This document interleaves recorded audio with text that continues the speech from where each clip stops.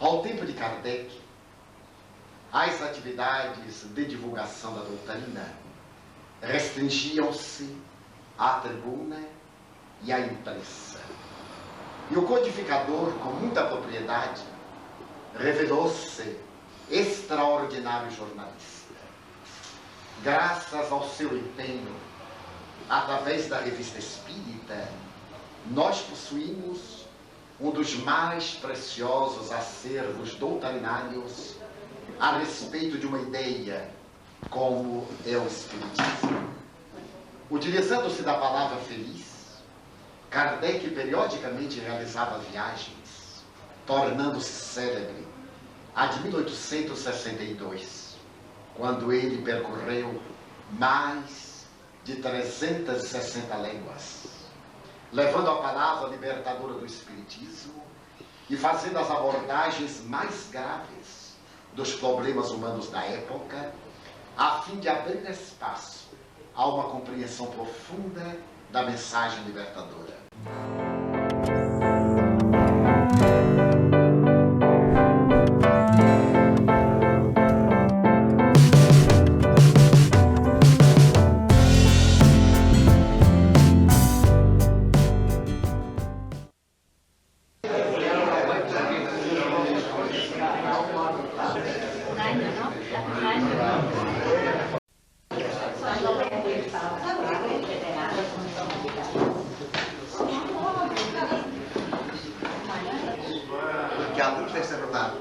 Transmitir os corações mais renovados, estarem mais cheios de amor para prosseguir a caminhada.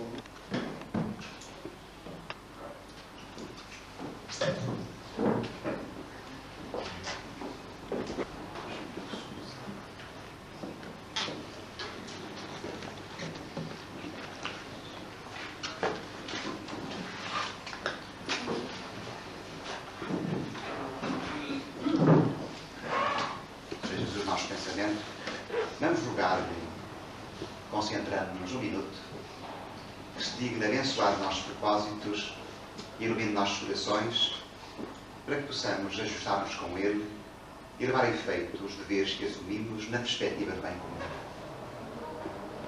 Cientes de que as presenças espirituais benfeitoras sempre se fazem sentir, onde houver corações receptivos aos seus conselhos, vamos manter-nos neste propósito edificante, a fim de merecer o amparo orientador de que somos tão necessitados.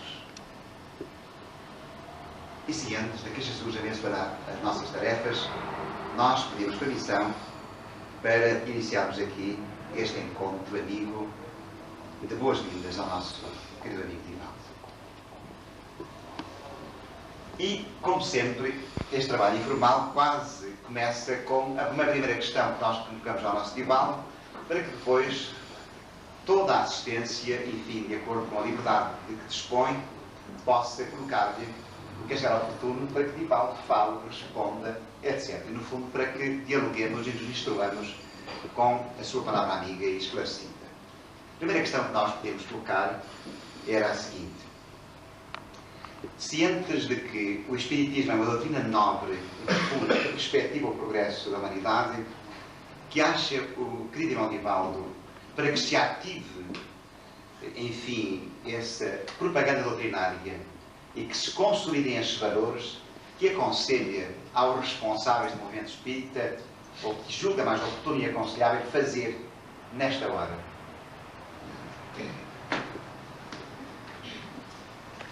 Meus queridos amigos, nossos votos de muita paz. Desnecessário dizer da nossa imensa alegria, de Nilson e nossa, de estarmos novamente aqui na querida Federação Espírita Portuguesa.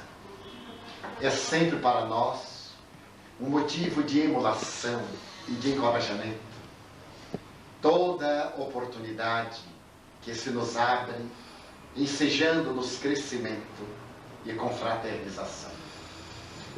Ao tempo de Kardec, as atividades de divulgação da doutrina restringiam-se à tribuna e à imprensa. E o codificador, com muita propriedade, revelou-se extraordinário jornalista. Graças ao seu empenho, através da Revista Espírita, nós possuímos um dos mais preciosos acervos doutrinários a respeito de uma ideia como é o Espiritismo. Utilizando-se da palavra feliz, Kardec periodicamente realizava viagens, tornando-se célebre a de 1862, quando ele percorreu mais de 360 léguas, levando a palavra libertadora do Espiritismo e fazendo as abordagens mais graves dos problemas humanos da época, a fim de abrir espaço a uma compreensão profunda da mensagem libertadora. Hoje, nós somos aquinhoados com uma visão muito mais ampla da comunicação. Graças aos satélites, é-nos possível percorrer o mundo de um para outro instante. Mas os espíritas ainda estamos muito tímidos no que diz respeito à divulgação da doutrina espírita. Naturalmente se divulga uma ideia pelos atos dos homens que nela se encontram. Os nossos atos refletem perfeitamente a excelência da ideia que nós abraçamos. Como os atos demoram muito de ser reconhecidos, é necessário que nos utilizemos dos mecanismos que estão ao nosso alcance para despertar a atenção daqueles que dormem para os postulados da doutrina espírita. Chegou a hora de levarmos o Espiritismo às ruas, de trazermos o pensamento kardeciano para um cotejo com as grandes conquistas da ciência e da filosofia contemporâneas.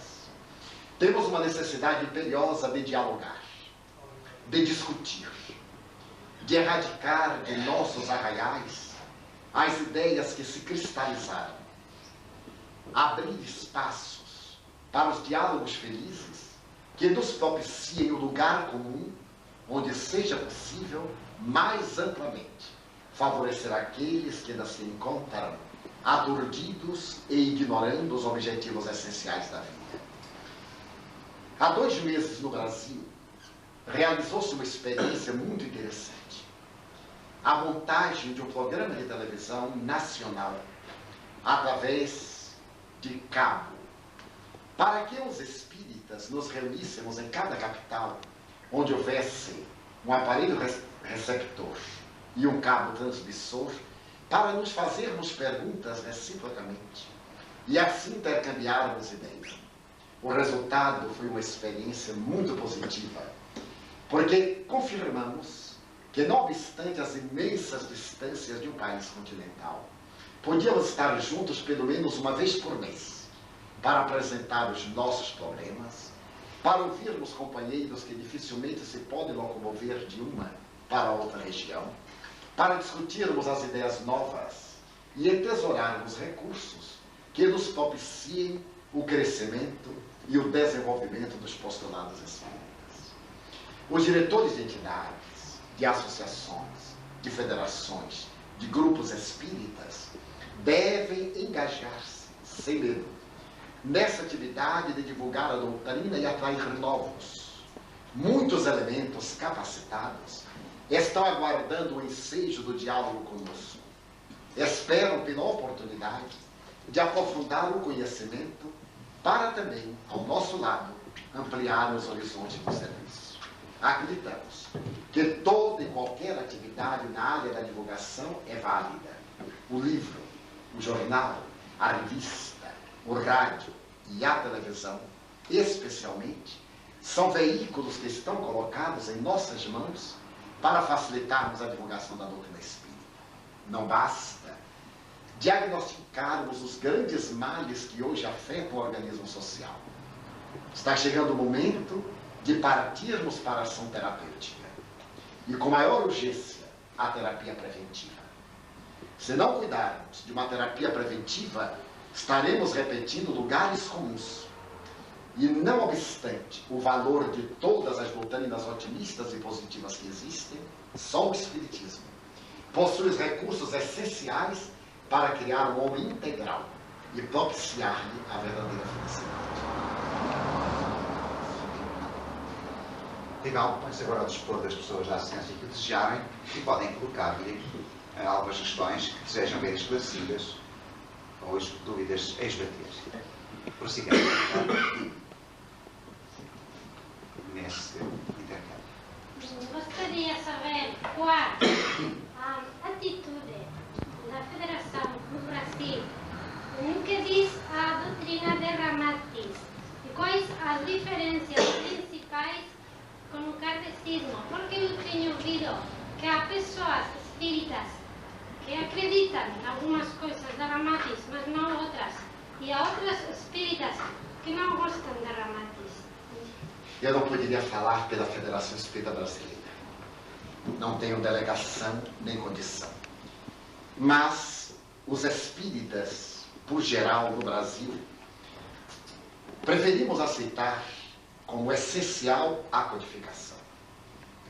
Qualquer revelação mediúnica, seja por intermédio de quem for, somente adquire credibilidade quando ela tem um caráter universalista. Toda ideia nova, para poder implantar-se conforme estabelece a ética da doutrina espírita, deve manifestar-se por diferentes meios que se não conheçam, em distintos lugares da Terra, apresentando o mesmo conteúdo, embora variando na forma de apresentação.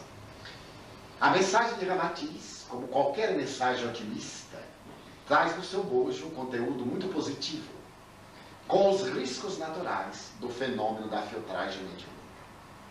Com todo o respeito que nos merecem todos os meios. O organismo central do Espiritismo é a codificação. As 5 obras básicas, as 2 elementares e a Revista Espírita desde janeiro de 1858 até março de 1969. Diríamos que esse contributo mediúnico traz sempre a cor e a emoção dos espíritos que vêm oferecer a sua ajuda. No caso em pauta, algumas das revelações propostas pelo Espírito Ramatiz, à época em que apareceu o livro A Vida no Planeta Marte e os Discos Voadores, não se cumpriram. O que não deixou de ser algo frustrante para aqueles que, momentaneamente muito entusiastas, aceitaram como uma palavra definitiva do mundo espiritual. E merece que tenhamos em conta que a morte não dá sabedoria a ninguém. E cada espírito traz a ideia que ele tem, merecendo por isso aguardarmos sempre o consenso, aquele caráter universalista, para que não venhamos a correr riscos de nos introduzirmos em conteúdos da ciência sem o arcabouço do conhecimento científico. Então, pelo geral, nós recomendamos, como diz o apóstolo, lê-se tudo, investiga-se tudo e seleciona-se o que é bom. Mas a contribuição mediúnica não é uma contribuição necessariamente espírita. É um desdobramento da ideia, é uma colaboração. No que diz respeito às correntes espiritualistas, nós procuramos situar que elas fazem parte de um processo sociológico, antropológico da evolução. A Umbanda, a Quimbanda e outras correntes também orientalistas, todas elas muito respeitáveis, merecem nosso carinho, mas não fazem parte do corpo da doutrina espírita. Aquilo que esteja fora da codificação pode possuir a mais excelente qualidade, porém, não é espiritismo. E deveremos ter muito cuidado para que em nossas casas espíritas preservemos o pensamento do codificador, a fim de evitarmos que as pessoas fiquem aturdidas, ou que se perturbem tal a massa de informação que neste momento chega de todo lado. Por exemplo, na área das terapêuticas, está muito em moda uma série de terapias: cristalterapia, cromoterapia, ervaterapia. São todas elas muito belas, mas a função da doutrina espírita não é curar corpos. Esta tarefa pertence aos órgãos competentes. Os espíritos generosos, quando nos vêm ajudar, fazem-no em nome da caridade. A tarefa essencial do espiritismo é curar almas. Porque as almas não enfermando, os corpos não terão problemas. E há uma tendência natural, mesmo entre nós no Brasil, para quando aparece uma novidade, tentarmos fazer que o Espiritismo incorpore essa novidade. E que nas suas práticas sejam colocadas essas experiências estranhas que deformam, pela repetição, os objetivos essenciais do Espiritismo, que estão muito bem definidos no item número 8 da introdução do Livro dos Espíritos. E em relação à Rustem, O problema Rustem é uma questão estatutária da Federação Espírita Brasileira. Nos seus estatutos, desde há mais de 100 anos, consta que o presidente da Federação Espírita Brasileira deve ser rustemista. Ora, com toda a justiça, a Federação Espírita Brasileira jamais impôs a qualquer pessoa a aceitação da tese rustemista. Haja visto que alguns dos seus diretores mais próximos à presidência não aceitam a tese. Porque na Federação Espírita Brasileira há absoluta liberdade de locomoção. E cada um aceita aquilo que mais lhe aprouver. Só para dar uma ideia de quanto essa liberdade é extraordinária, as obras de Allan Kardec já ultrapassam a 3 milhões de exemplares vendidos. E as obras de Rustem não chegaram ainda a 60 mil exemplares distribuídos. O que demonstra uma imensa defasagem. E, ademais, alguns vice-presidentes são declaradamente independentes do conceito rustemista e gozam da mesma cidadania, confiança e afeição da presidência, no passado e no presente.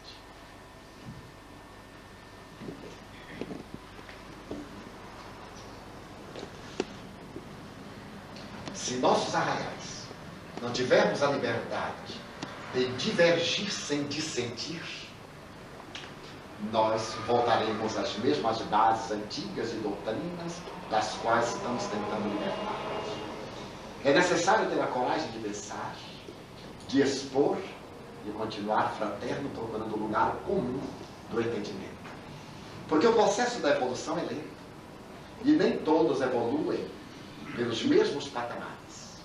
Há aqueles que fazem a sua jornada evolutiva pela emoção, outros pelo intelecto, outros pela ação. Todos irão convergir para o mesmo alvo, que é a perfeição.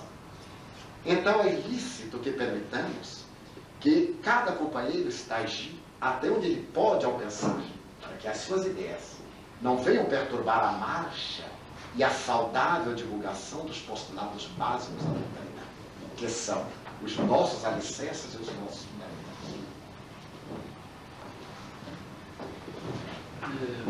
Depois de ouvir as palavras da divulgação da doutrina, temos vários meios técnicos ou tecnológicos que possuímos. O que Portugal acha acerca da divulgação, para além da palestra normal de estudo doutrinário, através dos meios audiovisuais? Grande relevância. Na técnica da aprendizagem, na área da metodologia pedagógica, o audiovisual é o elemento que melhor imprime a informação. E hoje, graças aos videocassetes, nós dispomos de um recurso extraordinário para uma melhor implementação dos objetivos doutrinários nas consciências daqueles que nos ouvem. Em toda parte, o ensino hoje é audiovisual e experimental. Acabou aquele período em que as pessoas apenas ouviam o diálogo, a convivência. Até mesmo na área da física nuclear, chegou-se à conclusão de que não existe mais nem o observador nem o observado. O observador é alguém que observa o observado por aquilo que observa. Porque ele está no contexto do universo. Quando ele olha, ele vê, mas é visto. Então é necessário que a nossa dinâmica propicie aos que chegam à doutrina um campo de ação, para que não fique estagnada a nossa divulgação. A conferência ainda atrai novos, porque ela dá uma série de informações a pessoas que desconhecem, com o objetivo de produzir um impacto. Depois o curso, o seminário, o workshop. no qual se pode esmiuçar a ideia. E através das ilustrações, pelo audiovisual, nós culminamos o objetivo fixando a ideia na mente daquele que vem participar das nossas atividades.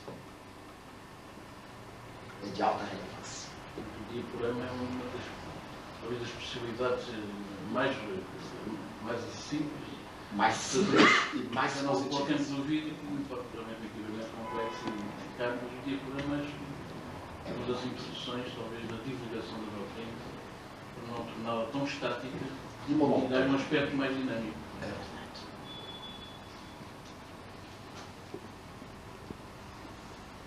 Fala, jovem. Se vocês não tiverem perguntas, eu tenho.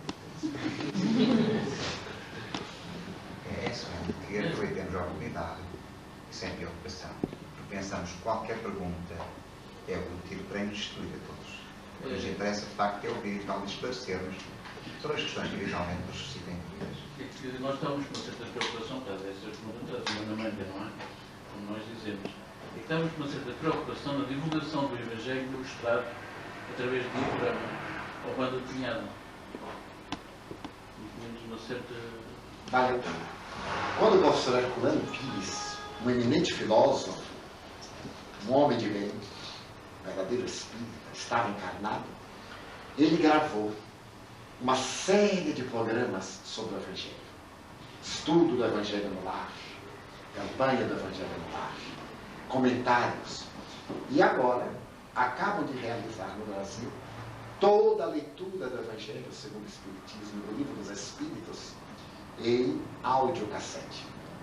E já está um grupo de pessoas muito bem aquinhoadas, não só na aparência como na capacidade, para fazer esse mesmo trabalho com videocassete.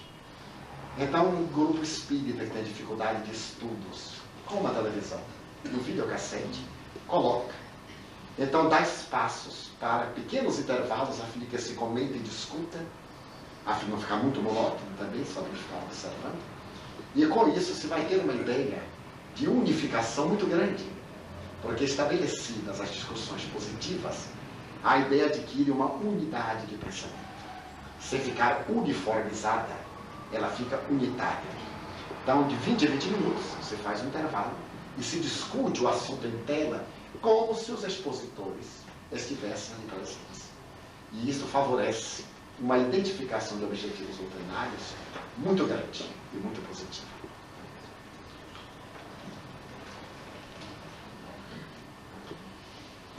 O Espiritismo é irresistível. Eu vou contar-lhes uma experiência. Eu recebi um convite para ir à Malásia. Um casal de diplomatas brasileiros, em Kuala Lumpur. Aqui eu conheci quando eram crianças. Vejam que eu sou contemporâneo de Kardec. Convidou-me para que eu fosse à Malásia, porque os seus filhos, que eles fizeram espíritas, gostariam de conviver conosco, de discutir sobre espiritismo e de debater. Então eles respondi que era uma viagem muito longa, mesmo que me propiciassem os meios, somente para ir conversar com uma família. E eles voltaram a carga dizendo que tinham muito interesse e quem sabe poderíamos talvez proferir uma palestra em uma loja maçônica. Eu aqui assim, informando que faria a palestra desde que o tema se cingisse aos postulados do Espiritismo, talvez uma análise entre maçonaria e Espiritismo, pontos de contato, pontos de divergência. A verdade é que estabelecemos a viagem e, olhando no mapa alguns países próximos, ocorreu-nos a ideia de ir escalando por esses países até chegarmos a Kuala Lumpur. Programamos e fomos descobrindo conhecidos aqui, ali, acolá, em toda parte. Fizemos uma escala em Los Angeles, onde temos um grupo espírita, uma outra em Tóquio, onde tínhamos uma jovem médica brasileira fazendo pós-graduação, e pedimos que ela convidasse uma pessoa, um japonês, porque ela falou o japonês muito bem, para nós falarmos sobre o espiritismo ao japonês. Porque a mim me parece fantástico poder falar sobre o espiritismo no lugar onde antes ninguém me houvera falado sobre ele. E assim por diante nas outras cidades. Chegamos a Tóquio e ela havia contactado com um senhor shintoísta que alguns haviam ouvido falar sobre o espiritismo. E esse shintoísta, achando a ideia muito interessante, convidou o diretor de uma empresa de televisão de Nagoya para que estivesse presente em nosso encontro informal no hotel. Quando nós chegamos, estabelecemos o dia, o horário, eles foram e levaram uma japonesa também de Nagoya e mais um casal. Então, por 6 horas nós conversamos, através do intérprete, sobre a doutrina espírita e tivemos surpresas agradabilíssimas. A primeira delas, que 3 obras de Allan Kardec estão traduzidas ao japonês, desde antes da Primeira Guerra Mundial. O Livro dos Espíritos, o Livro dos Médiuns, o Evangelho segundo o Espiritismo. Eu ignorava. Eu sabia que o Nosso Lar estava traduzido ao japonês, porque foi um trabalho feito pelo gerente da Varig, quando lá esteve há 30 anos atrás, conseguiu traduzir esta obra de Chico Xavier.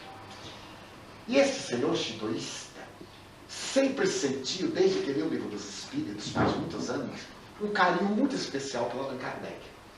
Ele esteve em Londres no ano passado, foi visitar a obra de Mr. Edwards, foi um grande curador inglês, e retornando, passou em Paris e foi visitar a tumba de Allan Kardec. E lá, como praticamente a maioria faz, colocou a mão no ombro no bolso de Kardec, que em breve vai ficar desgastada, já está. E também fez um pedido. Pediu a Allan Kardec que, se fosse do seu agrado, mandasse alguém levar uma mensagem espírita ao Japão. Isso foi no ano passado, mais ou menos em outubro. Ele estava agora muito gratificado de contactar com uma pessoa que era espírita, porque ele frequentava em Nagoya um grupo muito especial, shintoísta, em que uma senhora, aquela que ela estava, era acometida de um fenômeno muito peculiar. Chegava um doente, ela punha a mão, o doente sarava. Quando o ambiente era propício, ela falava e recebia os deuses da mitologia japonesa, que traziam informações muito saudáveis. Ele estava muito impressionado. Daí ele estava muito feliz com esta oportunidade. E nós que levávamos muitos videocassetes, apresentamos uma polivalência de fenômenos mediúnicos, a pintura, a cirurgia, a psicografia, a música mediúnica, e o motivamos para que viesse ao Brasil, já que se trata de pessoas com ótimos recursos financeiros, com um grupo para conhecer o movimento, ter uma ideia e etc. Isso resultou a criação de um pequeno grupo de estudos, e nós levamos obras de Kardec em inglês, que está sendo instalado desde março último em Tóquio. Continuamos a viagem. Chegando a Kuala Lumpur, ficamos na casa dos diplomatas, conversamos, etc. E eu trazia uma dúvida em mim. Eu me perguntava, por que há 3 anos me desloquei de Salvador para ir à Índia conhecer Sai Baba, visitar o país e conhecer Sai Baba? Propiciaram-nos a Nilce e a mim essa viagem, e eu sempre achei que foi um desperdício de tempo e de dinheiro. Quando me propiciaram a viagem, eu disse sorrindo, eu preferia que desse esse dinheiro à Mansão do Caminho, porque nós construiríamos quase mais uma casa. E o empresário que nos brindava disse, para a mansão não daremos, mas para você estar com Sai Baba nós daremos. Então eu optei, ao perder, optei pelo prejuízo menor. Estive com Sai Baba, foi muito interessante, foi muito útil ver este paranormal admirável, conhecer a doutrina respeitável e positiva. Mas eu me perguntava, que desejaram os espíritos com isso? Durante 3 anos, eu não identifiquei a mensagem subliminal. Identifiquei-a agora. Antes de viajar, conversando com o professor Hermógenes, ele me informou que em Kuala Lumpur havia um grupo Sai Baba. E ele conhecia de nome o diretor do grupo. Brindou-me o nome. Nós escrevemos aos nossos futuros anfitriões, pedindo que marcasse uma entrevista e um encontro lá no grupo Sai Baba. Foi marcado um encontro, fomos, e depois do ritual normal, da cerimônia que eles fazem, deram-me a palavra por meia hora. E depois, quando nós narramos o nosso encontro com Sai Baba, etc., a nossa experiência psíquica, deram-nos mais 1 hora. Então aí nós abordamos a doutrina espírita. Os 5 itens fundamentais, a crença em Deus, na imortalidade da alma, na comunicabilidade dos espíritos, na reencarnação, na pluralidade dos mundos habitados, e o coroamento da transformação moral do indivíduo causou-lhes um impacto muito grande. Porque para eles, que nunca haviam ouvido falar em espiritismo, qualquer uma coisa que abordasse a temática de espíritos era mediunidade perturbada. E como Sai Baba não recomenda a educação da mediunidade, porque ele acha que a mediunidade é um fenômeno patológico, eles têm uma reação muito grande contra a mediunidade. E então o Senhor me disse, porque a mediunidade é uma doença. Eu ouvi, aceitei a ideia, muito bem, e disse, agora vamos discutir, em que o Senhor fundamenta a sua tese. Gostaria de saber de onde vem a tese que a mediunidade é uma enfermidade.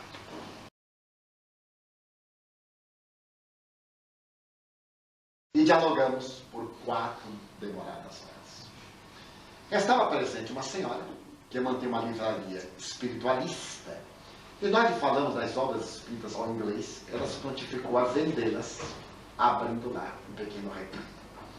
No dia seguinte eu deveria ir a Singapura e perguntei se havia um grupo Sai Baba em Singapura. Sim, havia. E ele me recomendava ao diretor do grupo. No dia seguinte, em Singapura, realizamos uma outra conferência com intérprete para o grupo Sai Baba. E foi muito interessante. As pessoas não creem acreditando. Ao terminar, a esposa do líder me disse, será que os espíritos me poderiam ajudar a achar umas chaves que eu perdi? Isso é muito provável, só que os meus guias já estão noutra área, já não procuram chaves perdidas, já procuram coisas mais importantes, procuram almas perdidas. E sorrimos muito bem, e ela ficou muito motivada. Pela manhã, ela me chamou ao telefone e disse, Divaldo, eu encontrei as chaves. Será que foram os guias? Eles não têm dúvida. Será que eles agora me permitiriam achar um livro perdido? Eu digo, mas assim a senhora já quer fazer dos espíritos, seus empregados. Vamos ver se a senhora se encontra consigo mesmo. Ela disse, pois eu irei a Kuala Lumpur para o encontro que o senhor está promovendo. Iremos um grupo aqui de Singapura. Aquele grupo inicial nos encaminhou a um outro grupo, participou de uma reunião com o nosso grupo, e fundamos um grupo espírita em Kuala Lumpur para estudar as obras de Allan Kardec. Fomos a Bangkok. Na Tailândia, o inglês não é tão divulgado como nos países anteriores. Mas eles nos recomendaram uma senhora, Mrs. Lawrence, que poderia servir de intérprete. Eu falava em português. O meu jovem tradutor transferia para o inglês e ela traduziria para o tailandês. Pareceu-me que seria uma coisa bárbara, muito difícil. E eu não sabia, uma experiência em 3 idiomas, pois se tornou encantador. As pessoas participaram e criamos um outro pequeno grupo de estudos espíritas em Bangkok. Em Honolulu, também repetimos a mesma experiência. E todos aqueles com quem convivemos depois diziam, mas se é verdade o que o senhor está narrando dessa doutrina, ela é a libertação da consciência humana. Ele disse, vocês constatarão com seus próprios olhos aí nos livros. É somente estudarem, investigarem e passarem depois à experimentação. Porque o Espiritismo é a única doutrina que tudo aquilo, quanto informa, comprova através da experiência única, através dos fatos.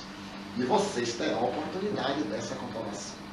Para nossa agradável surpresa, a esposa de um dos diretores do grupo Sai Baba possui uma bela faculdade de desdobramento.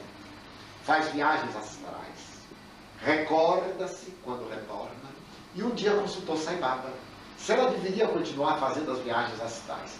E ele proibiu-a de fazer as viagens astrais. E eu perguntei a ela, e o que aconteceu? Ela disse, apesar da proibição, eu continuo fazendo as viagens. Porque eu não sei como controlar. Eu vou dormir. E quando espero, estou em outro lugar perfeitamente lúcida. Ele digo, então, a proibição não deve ser aceita. A vontade do seu ser está acima da imposição de um homem notável, porém incapaz de mudar o destino da criatura. O Espiritismo é realmente irresistível. A sua força reside na linguagem da lógica que se fundamenta na experiência do fato. E é por isso que essa doutrina irá mudar o destino da criatura humana. Agora está em nossas mãos. Denis costumava dizer, o Espiritismo será o que dele fizeram os homens. a maneira como colocarmos a doutrina pela nossa vivência e experiência em contato com as criaturas é que o movimento se tornará.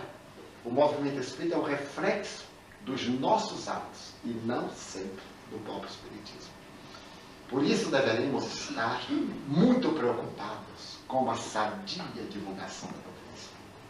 Porque esta é a hora. Abre-se-nos todas as portas.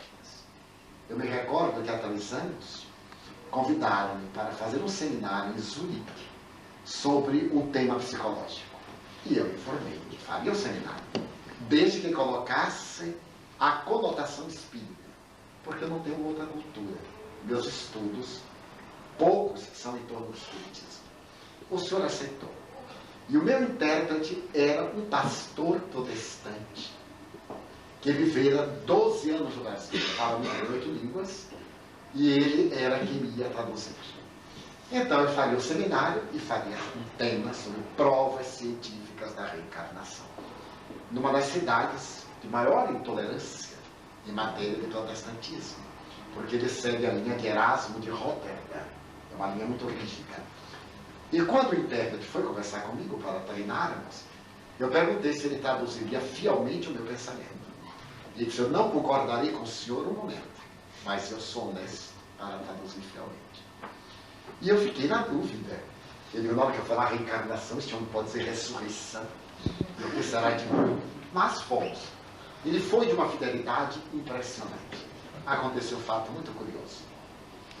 Na hora dos debates, fizeram uma pergunta e eu dei a resposta reencarnacionista. Ele estava com os atavismos tão fixados que, ao traduzir, inconscientemente, ele dava a conotação da ressurreição. E o Espírito Joana de Ângeles me disse: ele se equivocou na tradução. Repita. Eu pedi-lhe licença para repetir, porque não me fizeram muito claro. E ele repetiu a tradução com o mesmo equívoco. Então estava um amigo que fala muito bem inglês, e um grupo que fala muito bem inglês, inclusive o anfitrião. Eu pedi ao meu amigo para traduzir para o inglês o que eu falava, e então o nosso anfitrião traduzir ao alemão. Mas o nosso agrado foi que, feita a tradução, a gente está aceitando a reencarnação.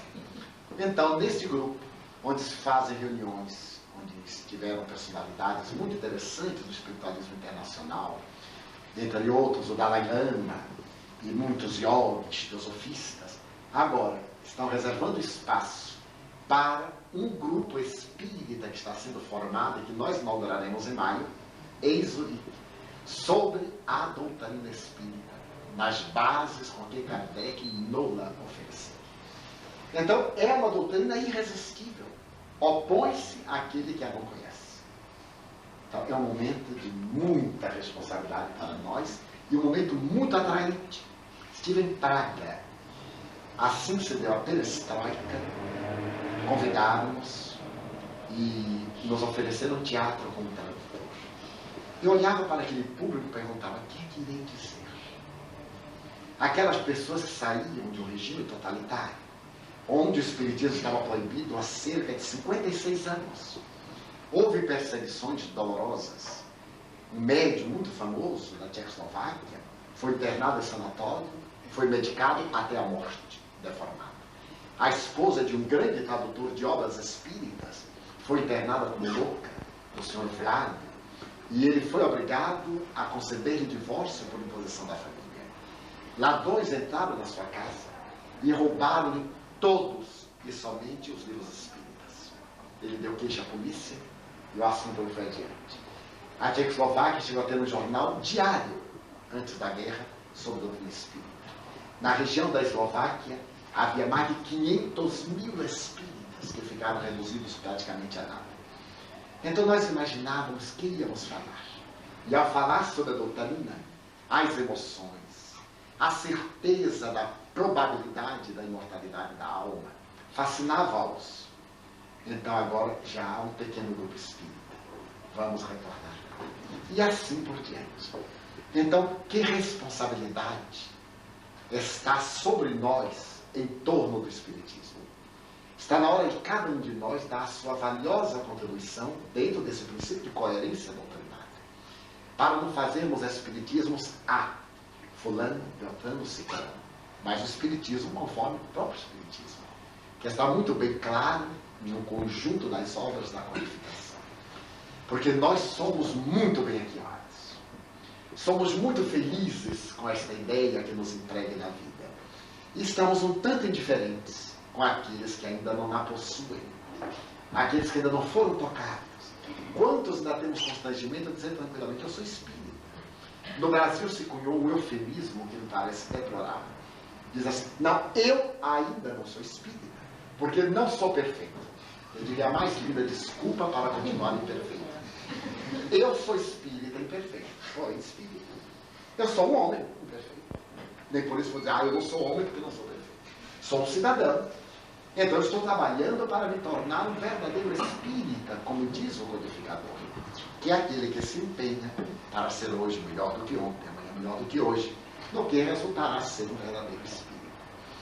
Então está o momento de nós dizermos, e quando dizemos, há uma reação de agrado tão fascinante, porque o Espiritismo realmente comove.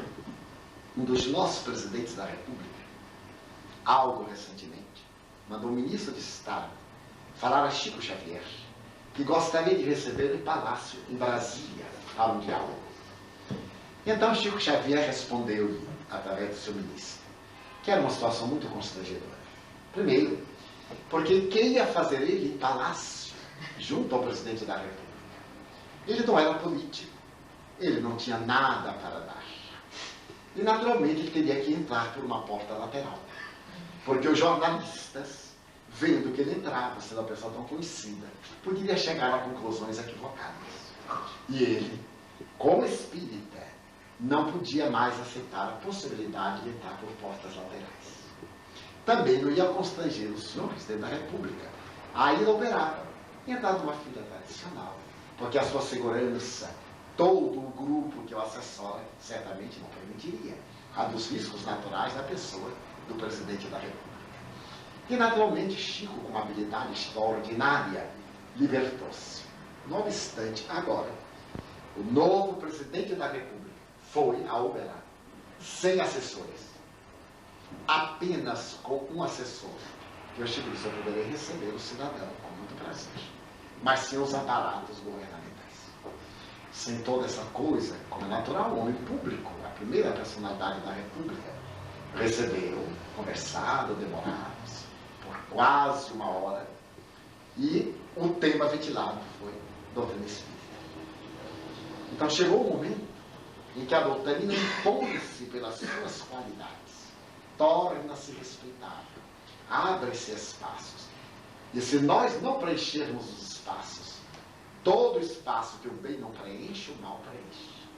A predominância do mal na Terra está no livro dos Espíritos.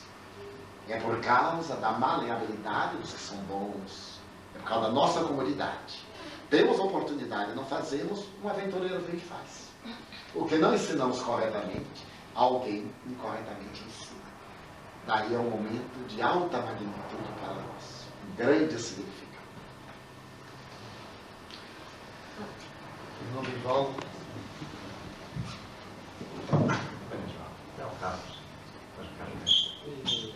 Eu gostava de fazer uma pergunta, porque ocorre muito por aí pessoas que recebem, fazem trabalhos mediúnicos em casa, recebem, portanto, pessoas doentes, esclarecidas espiritualmente em casa. Quando tínhamos que nos explicar quais os inconvenientes de receber e fazer sessões mediúnicas em casa, particulares. Sempre se justifica que ao tempo de Kardec essas reuniões eram feitas em casa, porque não havia instituições, como é natural. E indo à casa de Madame Pleine-Maison, ali ele viu pela primeira vez a sensitiva Roger entrar em transe sonambúlico. E depois, na residência de Monsieur Baudin, ele realizou admiráveis trabalhos mediúnicos. Porém, uma das suas primeiras preocupações foi criar a Sociedade Espírita de Paris para ali estudar-se a fundo o objetivo da doutrina. Mediunismo não é espiritismo. Pode-se exercitar o mediunismo como aprouver, mas não é uma prática essencialmente espírita. A mediunidade foi a porta que nos ensejou o conhecimento da doutrina. Porém, a doutrina está acima do fenômeno mediúnico. Recomenda-se que as sessões mediúnicas não devem ser feitas em casa, por um motivo óbvio. Porque por mais cuidado se tenham em casa, o lar é sempre o reduto da família. O ambiente psíquico é tumultuado, como é natural, por mais harmônica seja a família. E se essas reuniões objetivam terapias, tratamentos, merece considerar que no caso das obsessões e desobsessões, os espíritos não atendidos permanecem no recinto e empestam a psicosfera ambiente das suas energias deletérias. Como a família se movimenta e age ali, e não tem talvez os recursos do conhecimento espírita para liberar-se daquele bafio destruidor, termina por enfermar. E depois no lar não se podem impor as disciplinas que uma sessão mediúnica exige. Os espíritos superiores são muito disciplinados. E eles, para poderem levar adiante uma atividade dessa natureza, impõem determinado código de conduta, como nós vemos muito bem no Livro dos Médiuns, quando Kardec trata das sessões mediúnicas sérias, desde as pessoas afins entre si responsáveis, que se interessam por investigar, até aquelas que não passam de pessoas frívolas.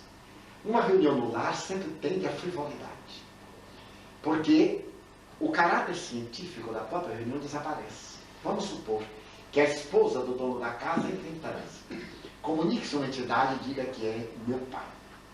Já me cria uma inibição de fazer uma investigação, porque pode parecer ao seu marido que eu estou duvidando dela, quando é verdade não é. Eu estou realizando aquele positivo kardeciano, que é de aplicar o bom senso à investigação, para não ser vítima dos espíritos subornômios e dos justificadores. E hoje, como nós temos muitos núcleos, não se justifica que essas reuniões fiquem em casa, onde muito facilmente surgem ou renascem atavismos, seitas, cerimoniais, e surgem várias angulações negativas. Então vamos falar da nossa experiência lá no Brasil. Bem, vamos usar uma bata branca, porque a cor branca atrai. Não atrai coisa nenhuma. Nem na medicina mais se usa branco, hoje é verde. Porque as cores verdes expulsam os insetos. Não é nem por uma questão de cor, é por uma questão de reação óptica. Então vamos colocar um jarro de flores, porque fica tão bonito, uma forma de homenagear os nossos dias. E nasce um culto. Vamos fazer a prece de pé, como homenagem a Deus. E nasce um ritual. Vamos deixar uma lâmpadazinha acesa, uma vela tão bonita. Aqui é a nossa casa. E nasce um condicionamento. Daí, da instituição onde é neutra, paredes nuas, uma lembrança como de ser querido, qualquer coisa, então nós podemos fazer dentro da rigidez, no bom sentido da palavra, do espiritismo que dispensa quaisquer fórmulas, quaisquer aparências para pegar na realidade. Daí, pode-se fazer, porém não é recomendado, nem saudável. Pegando aí na mesma pergunta, e se tiver uma divisão da casa só dedicada ao trabalho, só para isso, sem mais nada? É diferente. Desde que se tenha um espaço reservado para este mistério, já não é a casa. É o núcleo espírita que ali se congrega. Porque vamos supor que eu chego em uma cidade e quero começar um movimento. Então eu faço o evangelho do lar, estudo do evangelho. Vem um amigo, vem outro amigo. O movimento cresce. Eu disponho de uma casa que tem um sótão. Então eu passo a fazer ali. Deixa de ser minha casa quando eu abro as portas àqueles que frequentam habitualmente. Então os riscos desaparecem. O que você acha do culto do evangelho? De alta, muito saudável e de alta qualidade. Desde que fomos muito infelizes no começo, quando colocamos a palavra culto. Foi uma palavra impensada, porque dá logo a ideia de um remanescente das doutrinas do passado. Porque cultuar é repetir a experiência da adoração. Embora haja a lei de adoração, que explica a verdade, o culto, nesse sentido, cria um tipo de formalismo, que é negativo. Mas a experiência do estudo evangélico no lar é muito saudável. Porque, primeiro, é uma forma de reunir a família, de debater, de estudar, de analisar e de atrair os bons espíritos. Porque, normalmente, o lar é o lugar do pandemônio. E a mesa da sala de refeições, o lugar das brigas. no Brasil, onde se fala da inflação, que é o nosso monstro. Ali onde se fala dos problemas, onde pais brigam com filhos e com esposos e tal. Pelo menos uma vez por semana nós nos acalmamos para dirimir nossos problemas à luz do Evangelho. No qual, não apenas o Evangelho pelo fato de nos trazer a doutrina moral, mas também do livro dos Espíritos, do livro dos Médicos, e de obras complementares que vêm confortar. É muito saudável. Essa prática, ela traz para nós o ilã de profundo sentido de identificação nossa com a divindade. Naquele momento que nós paramos, e os benefícios são incontáveis. Eu posso narrar uma experiência pessoal. Eu tenho uma irmã que padeceu por muitos anos de obsessão, uma obsessão sutil e cruel. Essa moça, que durante muitos anos sentiu-se muito atormentada, quando eu também fui atormentada há meu tempo, reagia terminantemente e sofria amargamente. Envolta em problemas do passado, ela não conseguia libertar-se. Então nós instalamos, Nilson e eu, o estudo do Evangelho no lar. Ela trancava a porta, ligava o rádio alto na hora, e nós fazíamos suavemente. Um dia eu pedi a Nilson para tirar a chave da porta, tirar a fechadura, porque aí não podia fechar. Eu sempre tive voz muito forte, então eu ia mais alta. Ela ouvia, e foi indo. Devagar ela já deixava a porta do quarto aberta. Um dia ela perguntou, eu posso assistir isso? Eu disse, pode, é grátis. Ela passou a assistir. Para encerrar, há 20 anos atrás, ela renunciou a tudo, absolutamente tocada. Foi morar na mansão do caminho, encarregada do setor de costuras de todas as crianças da mansão. Totalmente recuperada, absolutamente tranquila e espírita militante. Não tem um conhecimento profundo do espiritismo, mas ela sente e vive a doutrina através dos atos. De outra forma, nós teríamos uma dificuldade tremenda para a abordagem. Eu tentava abordagem, aplicava-lhe o passe, tentava falar, ela não sabia. Assim ela começou a ouvir, e depois a convivência com os bons espíritos. É tão admirável eles serem atraídos ao nosso lar, participarem conosco. As amizades que fazemos são impressionantes. Há muitos anos eu li um suicídio e me impactou muito. Um homem atirou-se sobre um comboio ferroviário e o jornalista narrava a tragédia. Era um operário, deixava 10 filhos, e aquilo me impactou tanto que eu anotei o nome dele para orar, como recomenda o Evangelho. E orava por ele, orei, por uns 10 anos. Um dia eu digo, olha, se ele não melhorou, vai melhorar mais, vou botar outro no lugar. Eu tenho uma caderneta, de vez em quando eu faço uma revisão de quem já deve ter melhorado. Se não melhorou, paciência, já dei a minha conta. E oportunamente eu experimentei um grande drama moral. Estava angustiado quando, lá no silêncio da madrugada, eu estava olhando o céu, e muito deprimido, muito triste. Entra um ser e me diz, por que tu estás triste? Eu não sei, eu estou triste, estou com problemas também, eu sou gente, eu tenho problemas. E me comovi. Quando eu me comovi, ele me disse, não chores. Se tu choras, que será de nós aqueles a quem tu consolas? Eu disse, mas eu nem sei quem é você. Eu sou fulano de tal, o suicida. E venho pedir-te para que não chores. Tu tens que ser forte para nos ajudares. E me contou o drama da sua vida no além. As vibrações, as preces, quando eu chamava por ele, quando eu pedia a Deus, rogava aos bons espíritos. E me contou uma história, por fim, belíssima. Que disse, ninguém se lembrava de mim.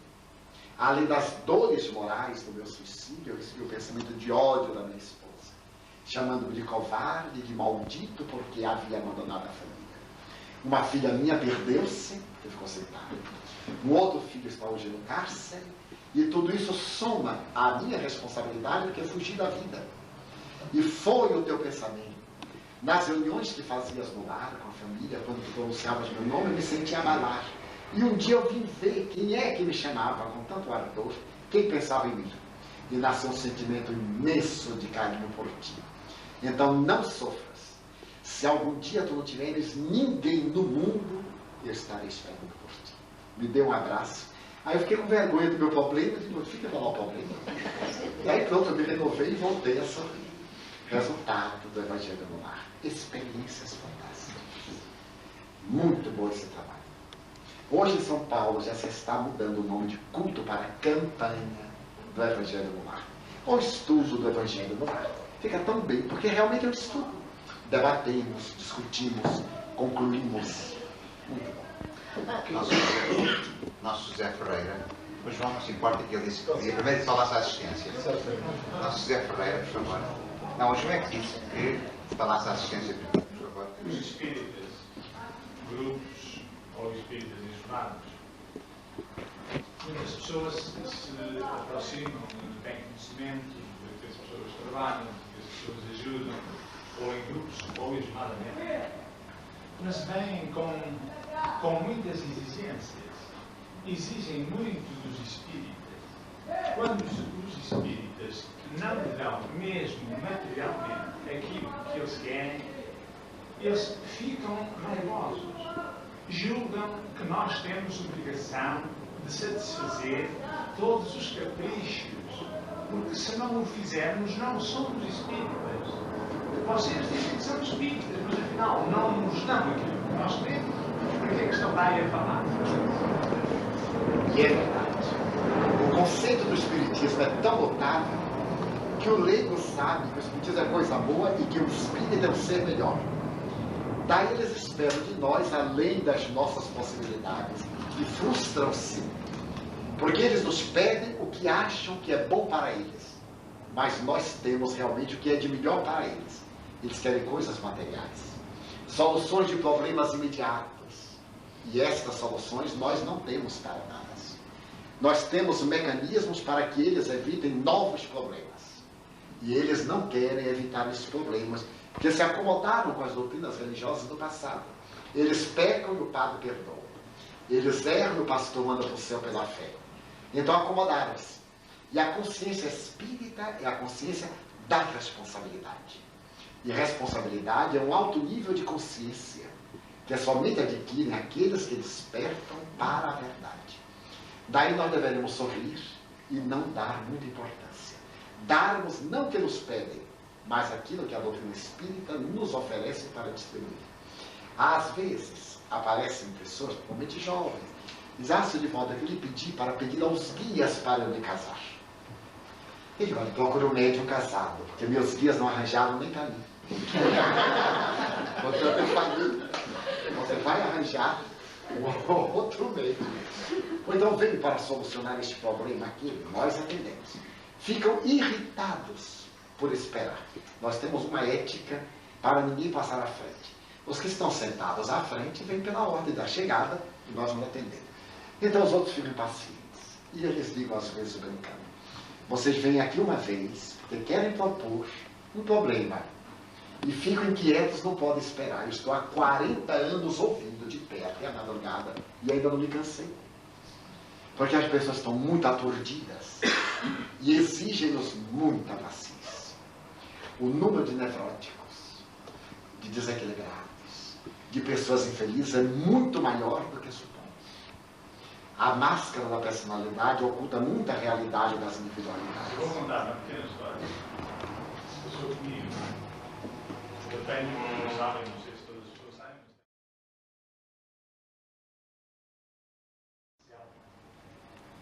e é grande e entra muita gente. Os próprios clientes, muitas vezes, encaminham-nos as pessoas que lá vão e até já sabem dizer umas coisas. E tantas vezes ouvem que até já sabem que a associação é ao lado. Um dia chegou lá um senhor e disse, senhor, eu tenho um caso muito urgente, não está aqui, não é aqui que mora a dona Bem-vinda? É. Então qual é o seu problema? Eu tenho um problema muito grande, uma filha, mas eu queria que isso fosse resolvido urgentemente. Tinha que ser resolvido e tal, então qual é o seu problema? Apontou problemas de mediunidade, possivelmente, problemas de distúrbios emocionais e tal. Olha, e quando é que isso começou? Isso já começou aí há uns 15 anos. Ela queria que resolvesse imediatamente naquele dia. Outro entrou lá dentro da residencial e perguntou também pela Bem-vinda. Não é aqui que mora a dona Bem-vinda? Eu queria falar com ela. Então, mas eu não posso resolver o problema. Se o senhor quiser resolver, então diga lá, o que é que foi que aconteceu? Roubaram uma cadeia. Eu quero saber se me dizem quem foi o ladrão.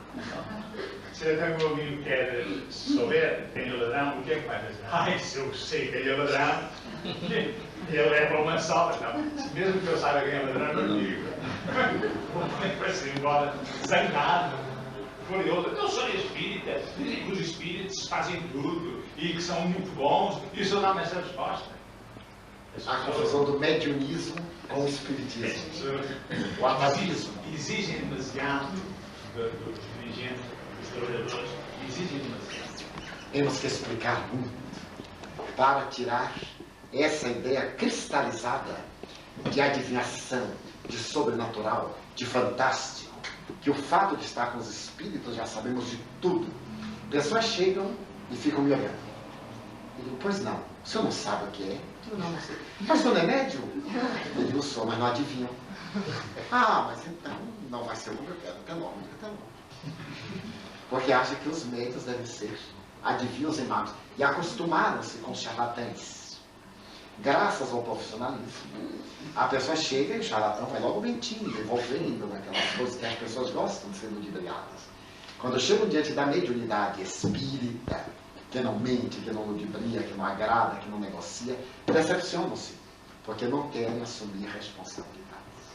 O irmão Rosa se viu no dia da televisão, como o debate daquele filme que se deu na América. Para a psicóloga, eu ouvi parte.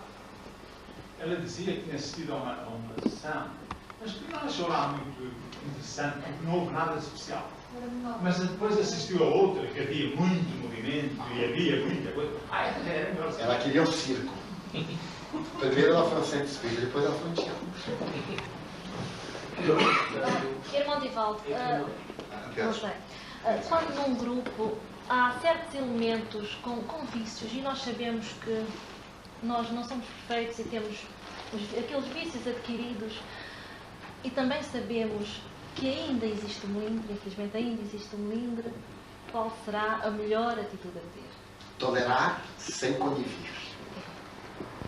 Toleramos, mas não concordamos. Porque o problema é da pessoa. Se a pessoa com o seu vício ainda vem, talvez esteja tentando a cura. E não nos é lícito cercear a oportunidade, mas admoestar. Nisso o Evangelho é muito interessante. Se alguém erra contra ti, chama-o em segredo e fala. Se insiste, reúne o grupo. Se persevera, aborda o assunto. Então, se a pessoa insiste, dizemos, olha, meu amigo, também não dá. Afinal, em breve, a sua terapia vai terminar nos contaminando. Porque um doente que não reage, termina contaminando. Nós vimos isso na área das drogas. Quando os jovens são tocados afetivamente pelo outro, e que o outro usa drogas, eu vou ligar-me para ajudar. Termina viciando-se. Porque o outro insiste pela viciação, condicionamento. E esse quer ajudar para ser gentil, aceita a primeira vez, naufraga. Então é necessário tolerar, mas não conivir. Eu lhe dou o direito de ser como é, mas não concordo. E aqui no grupo você me dissuade. Uma atitude firme, bondosa, porém firme. Que conselho é que o nosso irmão Divaldo dá aos jovens na atualidade, particularmente aos jovens espíritas? Que vivam como jovens, mas que não se corrompam como jovens. Há uma bela página do apóstolo Paulo, dirigida a Timóteo. Deus te abençoe, meu filho, e te preserve a juventude. Preservar a juventude não é apenas preservar o corpo, mas aquilo que nós entendemos como ser jovem. Um pensador argentino estabelece que ser jovem é não ter compromisso com o passado. Quando nós estamos amarrados a compromissos negativos no passado, perdemos a juventude. Podemos ter um corpo moço, mas nós somos envelhecidos pelo erro. E podemos ser uma pessoa de muita idade e olhar para trás com tranquilidade, sem nos envergonharmos, sendo perfeitamente jovens. Então, aconselharia aos jovens viverem dentro dos padrões que a sociedade nos propõe à luz da doutrina espírita. sem as permissividades que os jovens se atribuem como direitos, experiências que os levam a comprometer-se. E como o poço do erro não tem fundo, quem se equivoca sempre desce um pouco mais. A escada da queda não tem um degrau. A pessoa sempre se dá licença descendo um pouquinho mais. Não, uma hora dessa, quando eu quiser. Eu me lembro de George Bernard Shaw. Ele disse, deixar de fumar é fácil. Já deixei 40 vezes. Só que voltou a fumar. Daí nós sempre sugerimos aos jovens, resistir. Ser jovem ter essa força, ter esse valor para enfrentar as coisas, atravessar o Pantanal e não se conspurcar. Estar no meio de viciados e não se tornar viciado. Conviver com o erro e não se fazer errado. Participar de todas as atividades e não se permitir essa mistura que o torna também feliz. Não é fácil, se diz, mas nada é fácil. A arte de caminhar é a arte de cair e levantar. A arte de falar é de equivocar-se nas palavras. A arte de escrever é de cometer erros, até que se fixam as experiências que consideramos positivas. Então, na sua condição de jovem, estimule muitos amigos a uma conduta saudável. Até o limite das forças, está no livro dos Espíritos, até o limite das nossas forças. Quem faz o que pode, fez o máximo. Agora, que seja realmente o que a gente pode, porque a gente sempre pode um pouco além daquilo que pensa que pode. Então, digo aí, são jovens.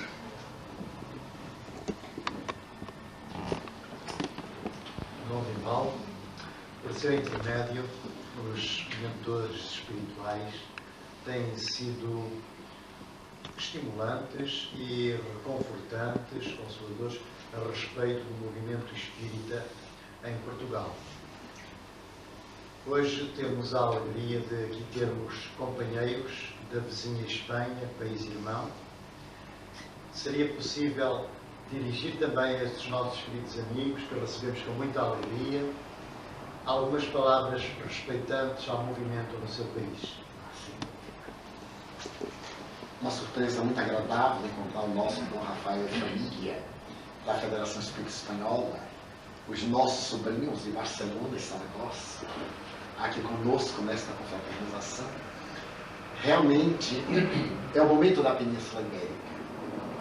Esta Ibéria que alargou os horizontes do mundo e que desbloqueou as velhas ideias em torno do nosso planeta, onde os maiores nautas da humanidade se reencarnaram para fazer que crescesse os horizontes visuais da Terra.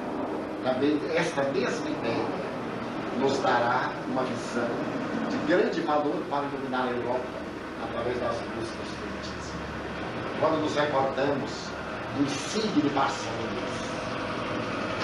José Maria, Colavida, o verdadeiro Kardec espanhol, de Amália do Lino Soler, que tanto contribuíram para que a mensagem da doutrina espírita ali pudesse frondecer, frutecer e permanecer até hoje, nós olhamos com muito otimismo. Faz muitos anos. Em 1967, quando eu vim a primeira vez a Portugal, e fui à Espanha, eu tive uma visão psíquica muito curiosa. Eu via como que o nascer de um sol, simbolicamente bem se vê, que viesse da Ibéria, da direção da Europa, para iluminar toda a Europa. E àquela época, os espíritos me disseram que o sol representava a claridade do pensamento espírita. Porque ainda na Ibéria, aqui na Península, ficou de mais puro do Espiritismo. Quando vemos remanescentes do Espiritismo e outros países europeus, sem nenhuma crítica de nossa parte, o comercialismo da mediunidade, o desaparecimento quase que total, por esta ou aquela razão. E vimos como ele fronteceu em Espanha, em Portugal, e como de repente, depois dos largos períodos de trevas, o Espiritismo retornou, não deixa de significar a missão histórica que os iberos ainda têm no campo de ampliação dos horizontes do mundo. E tive uma surpresa muito agradável ao chegar aqui, que foi a presença do nosso irmão José Raimundo. Estava à porta, e quando Dona Raquel entrou e sentou-se, ele abraçou-a efusivamente com um tísano. que está também aqui conosco nesta noite de confraternização, participando das nossas atividades. Então, as nossas palavras aos irmãos de Espanha são para que prossigam. É uma luta sem quartel, de testemunhos, de renúncias, de abnegação. Porque é, por incrível que pareça, apesar de todas estas facilidades, ainda estamos no período pioneiro da implantação da ideia do Espiritismo. Porque de tal forma as distorções, os vícios, as deturpações deram a imagem negativa do Espiritismo que o nome necessita de ser resgatado. Alguém chegou a propor, como Monsieur André Dumas, que se trouxesse um outro nome, que a palavra Espiritismo estava muito desgastada. Também a palavra verdade está muito desgastada. A palavra caridade, a palavra honra. Hoje a palavra amor não tem sentido. Porque quando se diz amor, se pensa que é sexo. E sempre eu digo, os animais fazem sexo e não se amam. Então nós temos que resgatar a palavra daquele lugar a que foi atirada para que ela volte a preencher a finalidade para a qual Kardec criou. E esse trabalho é nosso, de pioneirismo. Os senhores, os jovens, estão enfrentando essa dificuldade e lograrão. Recordo-me também de que um grande amigo de Kardec, discursando no Père Lachaise em 1870, quando seus restos mortais foram transferidos para lá, dizia: intercedei junto à divindade, para que nós venhamos a fazer parte daquela posteridade que nos exaltará um nome como heróis. Nós seremos, talvez um dia, os heróis, porque temos procurado ser fiéis. E sobre essa nossa fidelidade se erguerão as colunas do edifício do Espiritismo para albergar os homens do futuro. Que Amália, Colavida e tantos outros, quantos espíritos extraordinários. Quem pode esquecer a doçura de Miguel Vives e Vives? Toda a sua ternura eminentemente cristã e evangélica, calcada na doutrina espírita com tanta beleza. Aqui em Portugal, quem pode esquecer de Antônio J. Freire? Seria até um crime citar para não cometer o erro de nos esquecermos de alguém. A mediunidade de Fernando de Lacerda, que contribuição de médium puro, extraordinário. E estou a ver aqui também um espírito que me pede muito para citar o nome, Furtado Mendonça. Ele abraça o João e quero que o João saiba que a minha asma já se acabou. Furtado Mendonça. Outros espíritos amigos apoiando-nos. Então esse fanal cabe aos iberos. São os antigos fenícios reencarnados na Ibéria para ampliar os horizontes da Terra.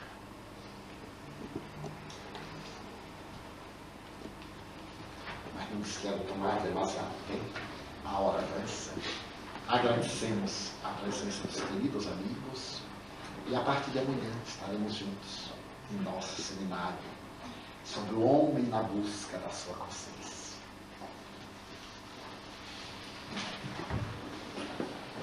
Nosso Divaldo esteve instruindo, esclarecendo-nos, deixando as coisas belas que nos sensibilizam e despertam para um sentido mais profundo da responsabilidade que é militar no campo espírita. Vamos ficar por aqui, hoje, com a graça de Deus, encerrando a nossa tarefa. E, como é habitual, impõe-nos agradecer e levando o pensamento a Jesus, o Mestre e Senhor que nos orienta e dirige. Pedimos ao nosso João Xavier o favor de nos fazer muita prece. Vamos encerrar aqui este nosso encontro.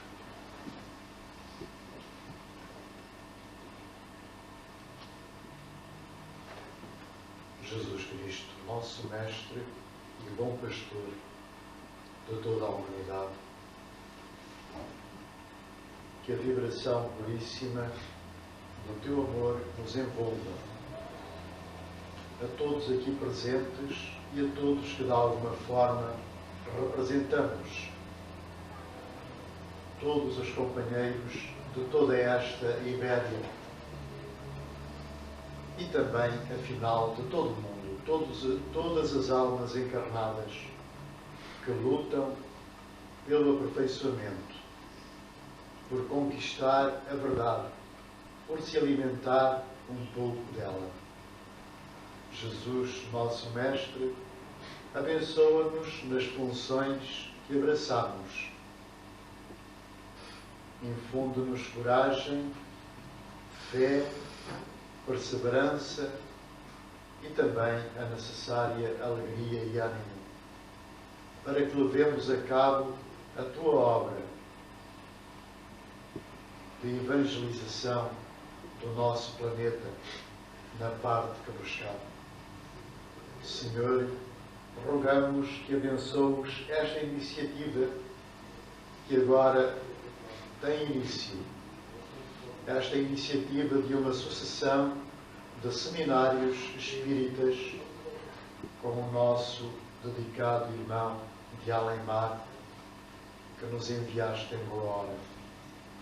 Abençoa, Senhor, a sua sementeira, que é a tua sementeira, que ela produza abundantemente fruto. Nós te agradecemos por tudo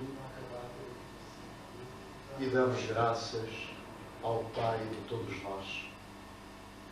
Assim seja. E muito gratos pela vossa presença.